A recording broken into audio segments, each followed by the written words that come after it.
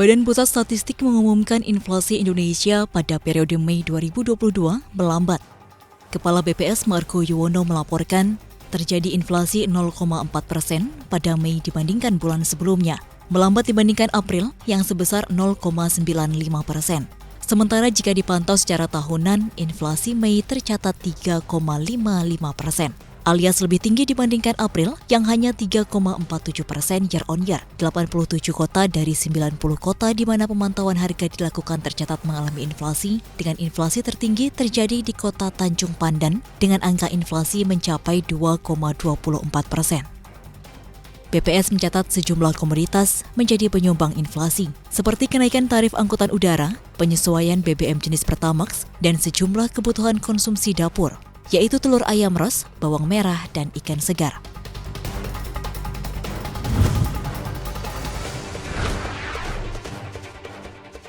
Aktivitas manufaktur Indonesia pada bulan Mei masih berada dalam zona ekspansi karena masih di level 50. Namun laju ekspansi tersebut melambat. S&P Global mencatat Purchasing Managers Index atau PMI Manufaktur Indonesia pada Mei sebesar 51,8. Angka ini menurun dari pencapaian April di level 51,9.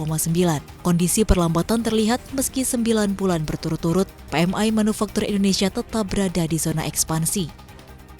Kondisi manufaktur tanah air melambat akibat terkendalanya pasokan dengan waktu pengiriman rata-rata diperpanjang. Namun di sisi permintaan baru, secara keseluruhan masih terlihat ekspansi tingkat sedang dengan kondisi permintaan yang relatif kuat. Permintaan ekspor juga tercatat masih tinggi, sehingga dunia usaha tanah air meningkatkan pembelian barang input dan stok praproduksi naik. Economics Associate Director di S&P Global Market Intelligence, Jingji Pan, mengatakan meski permintaan terus naik, tetapi harus diperhatikan seberapa jauh output manufaktur akan terdampak ke depannya.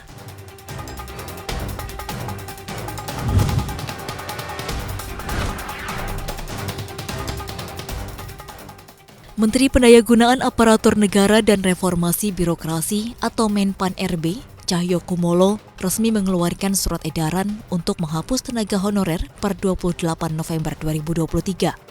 Dalam suratnya, Cahyo menjelaskan bahwa yang tergolong pegawai ASN yang bertindak sebagai aparatur negara hanya terdiri atas pegawai negeri sipil atau PNS dan pegawai pemerintah dengan perjanjian kerja atau P3K. Kemudian ditetapkan per 28 November 2023 sudah tidak ada lagi tenaga honorer.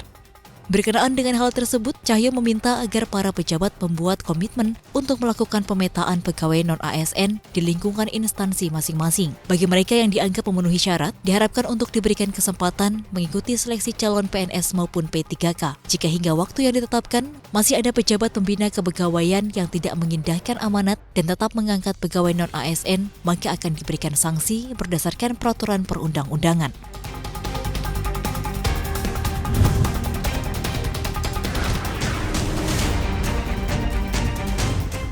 Badan Pusat Statistik mencatat jumlah kunjungan wisatawan mancanegara ke Indonesia pada April 2022 mencapai 111,1 ribu. Jumlah itu secara bulanan merupakan yang tertinggi sejak awal pandemi COVID-19. Angka ini naik 172,27% dibandingkan Maret 2022, bahkan melonjak nyaris 5 kali lipat jika dibandingkan April 2021. Sementara jika diakumulasikan selama 4 bulan, jumlah kunjungan Wisman naik 4,5 kali lipat dibandingkan kunjungan Januari hingga April 2021.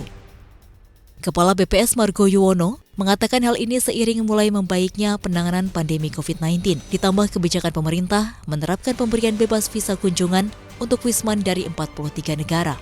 Angka ini diperkirakan masih mungkin menanjak signifikan, mengingat pada pertengahan tahun akan memasuki musim panas yang menjadi musim liburan bagi warga Eropa dan sebagian warga Asia.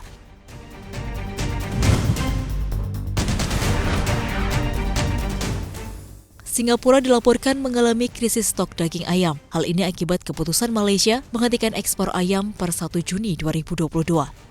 Pasalnya selama ini Singapura mengandalkan pasokan daging ayam impor di mana 34% berasal dari Malaysia, 49% dari Brasil, dan 12% dari Amerika Serikat. Sebelum krisis ayam makin meluas, pada pekan lalu, Badan Makanan Singapura (SFA) telah meningkatkan pasokan impor ayam sebanyak 30 hingga 40% per hari dari 25 Mei sampai 31 Mei 2022. Namun nampaknya hal tersebut belum meredakan kepanikan di dalam negeri. Di sisi lain, Malaysia memang tengah menjaga pasokan ayamnya yang mengalami penurunan karena faktor meningkatnya biaya produksi ayam, infeksi penyakit, kondisi cuaca, dan dugaan adanya kartel ayam.